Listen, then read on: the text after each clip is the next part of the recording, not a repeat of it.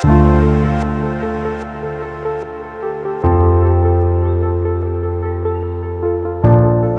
Welcome to கிராமத்து cooker. நான் உங்கள் மயில் பேசுகிறேன். இன்றைக்கி நம்ம கோதுமை ரவை முருங்கைக்கீரையோடு எப்படி செய்யலாங்கிறத பற்றி தான் பார்க்க போகிறோம். அதுக்கு முன்னாடி நம்மளோட கிராமத்து குக்கர் சேனலை சப்ஸ்கிரைப் பண்ணாதவங்க சப்ஸ்கிரைப் பண்ணிக்கோங்க. இப்போ வாங்க வீடியோக்குள்ளே போகலாம். நான் கோதுமை ரவை பாருங்கள், ஒரு 1.5 டம்ளர் அளவுக்கு எடுத்து வச்சுருக்கிறேன். இந்த டம்ளரில் முதல்ல ரவையை போட்டு நல்லா வறுத்துக்கலாம்.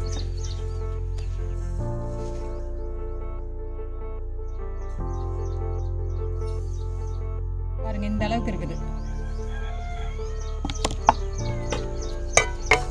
இதை நல்லா மொறுன்னு வர வரைக்கும் வறுத்துக்கலாம். நாம கோதுமை ரவை காலையில் வெறும் வயிற்றுல எல்லாருமே கிளறி சாப்பிடும்போது சுகர் இருக்கிறவங்களுக்கு ரொம்ப கண்ட்ரோலாக இருக்கும். அது அதிகமாக ஏறாது. அதுலேயும் இந்த மாதிரி முருங்கைக்கீரை போட்டு செய்யும்போது அவங்களுக்கு ரொம்ப சத்து குறைவும் ஆகாது. நீரிழிவுனால நிறைய சத்து குறைபாடு வரும். இந்த மாதிரி முருங்கைக்கீரையை போட்டு நம்ம செய்யும்போது அந்த சத்து குறையாமல் கொஞ்சம் அப்படியே ஈக்குவலாக இருக்கும் நம்மளுக்கு. நல்லா இந்த ரவை நம்ம அரிசி பொரி அரிசி வறுக்கிற மாதிரி நல்லா மொறுன்னு உருண்டு வரும். அந்த மாதிரி வரைக்கும் வறுத்துக்கலாம். அதோட வாசம் நல்லா வறுபட்டதுக்கு அப்புறம் அந்த வாசம் வர வரைக்கும் நம்ம வறுத்துக்கலாம். இப்போ பாருங்கள், ரவை நல்லா உருண்டு வந்துருச்சு பாருங்கள். இப்படி எடுத்தோம்னா இந்த மாதிரி வரணும். சூடாக இருக்குது. நீங்கள் ஆறுனதுக்கப்புறம் பாருங்கள் அந்த மாதிரி. இப்போ அடுப்பை ஆஃப் பண்ணிக்கிட்டு எடுத்து கொட்டிக்கலாம். இந்த ஒரு தட்டத்தில் மாற்றிக்கிட்டோம். அதே சட்டி அடுப்பில் வச்சு தேவையான அளவுக்கு எண்ணெய் ஊற்றிக்கலாம். இது கடலெண்ணெய் தான், செக்கில் ஆட்டின கடலெண்ணெய். பாருங்கள், எண்ணெய் காஞ்சிருச்சு. ஒரு 1/2 ஸ்பூன் கடுகு, 1/2 ஸ்பூன் ஜீரகம் எடுத்து வச்சுருக்கிறேன். ரெண்டையும் சேர்த்திக்கலாம். கடலைப்பருப்பு 1 ஸ்பூனு, உளுத்தம்பருப்பு 1 ஸ்பூனு. இப்போ பாருங்கள், கடுகு நல்லா பொரிஞ்சிருச்சு. நான் ஒரு பெரிய வெங்காயத்தை இந்த மாதிரி கட் பண்ணி வச்சுருக்கிறேன். இது நல்ல பெரிய வெங்காயம். கொஞ்சம் சின்னதாக இருந்துச்சுன்னா நீங்கள் 2ஆக கட் பண்ணிக்கோங்க. வெங்காயத்தோட சேர்த்துக்கலாம். கூடவே 2 கொத்து கருவேப்பிலை போட்டுக்கலாம்.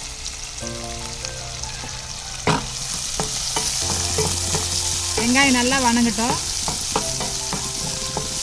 நான் பாருங்கள் 2 வரமிளகாய் கிள்ளி வச்சுருக்கிறேன். அதை இதோட சேர்த்துக்கலாம்.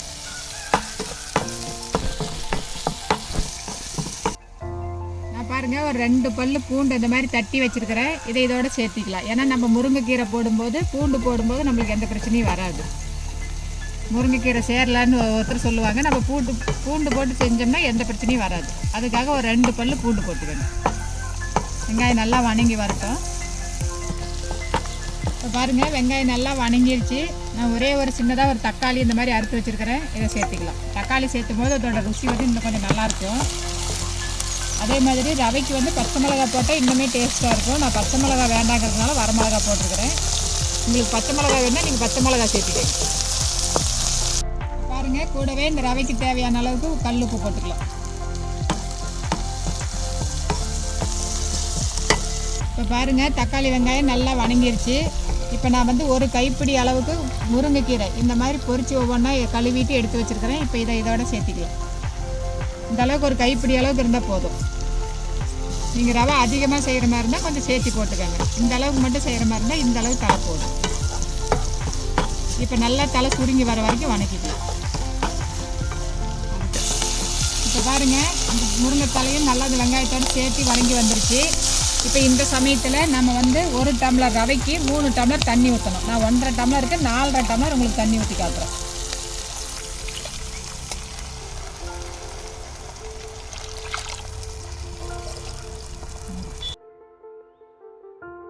பாருங்கள், 4.5 டம்ளர் தண்ணி ஊற்றுறேன். தண்ணி நல்லா கொதித்து வரட்டும். இப்போ உப்பு இருக்குதான்னு பார்த்துட்டு உப்பு பத்தாத மாதிரி இருந்தால் கொஞ்சமாக உப்பு சேர்த்துக்கங்க. இப்போ இந்த தண்ணி நல்லா கொதித்து வரட்டும். அது வரைக்கும் நம்ம மூடி வைக்கலாம். இப்போ பாருங்கள், தண்ணி நல்லா கொதித்து வருது. இந்த மாதிரி நல்லா தளன்னு கொதிக்கணும். அதுக்கப்புறம் தான் நம்ம ரவையை சேர்த்தணும். இப்போ பாருங்கள், நம்ம எடுத்து வச்ச ரவையை அப்படியே கொஞ்சம் கொஞ்சமாக சேர்த்திக்கலாம். ரவையை முழுசாக கொட்டாதீங்க. இந்த மாதிரி சேர்த்திக்கோங்க.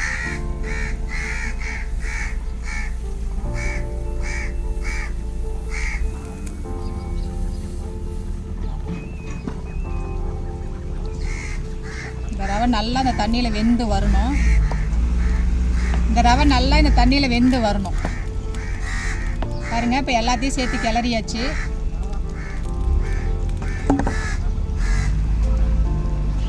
அப்படியே ஒரு நிமிஷம் மூடி வைக்கலாம். நல்லா ரவை ஊறி வரட்டும். ஒரே நிமிஷம் மட்டும், ரொம்ப நேரம் விட்டுறாது. இப்போ பாருங்கள் 1 நிமிஷம் ஆகிடுச்சு. ரவை பூரா நல்லா ஊறி வந்துடுச்சு பாருங்கள். இது நல்லா இந்த தண்ணி சுத்தமாக சுண்டுற வரைக்கும் நம்ம கிளறிக்கணும். அப்போ தான் பளபளன்னு வரும். இப்போ இந்த சமயத்தில் இதுக்கு மேலே மூடி வைக்க வேண்டாம், நம்ம இது மாதிரி கிளறிக்கலாம். இப்போ பாருங்கள் எல்லாம் நல்லாவே வந்துருச்சு பாருங்கள். தண்ணி பூராமல் இதை இழுத்துருச்சு. இங்கே பாருங்கள், சட்டிலேயும் கொஞ்சம் கூட ஒட்டாது. இந்த மாதிரி கிளறிக்கலாம் நாம். அவ்வளோதான். இப்போ அடுப்பு ஆஃப் பண்ணிக்கலாம். இப்போ பாருங்கள் அடுப்பு ஆஃப் பண்ணியாச்சு. இது அப்படியே ஒரு 2 நிமிஷம் மூடி வச்சிடலாம். இந்த சூடு கொஞ்சம் ஆறி வரட்டும், அதுக்கப்புறம் காட்டுறேன் உங்களுக்கு. பாருங்கள் கொஞ்ச நேரத்துலேயே ரவை ரெடி ஆயிடுச்சு. இது செய்யறது ஈஸி. இந்த மாதிரி முருங்கைக்கீரை போட்டு செய்யும்போது உடம்புக்கும் ரொம்ப சத்து, முக்கியமாக சுகர் இருக்கிறவங்களுக்கு ரொம்ப ரொம்ப நல்லது. பாருங்கள் மேலாக கொஞ்சமாக கொத்தமல்லி தழை தூவிக்கலாம். இது வேணும்னா நீங்கள் போட்டுக்கோங்க, வேண்டாம்னா விட்டுறலாம். ஏன்னா அந்த வாசனைக்காக போடுறது தான். நீங்களே இந்த மாதிரி வீட்டில் செஞ்சு பாருங்கள். செஞ்சு பார்த்துட்டு எப்படி இருக்குதுன்னு உங்கள் கமெண்ட்ஸை சொல்லுங்கள். நன்றி, வணக்கம்.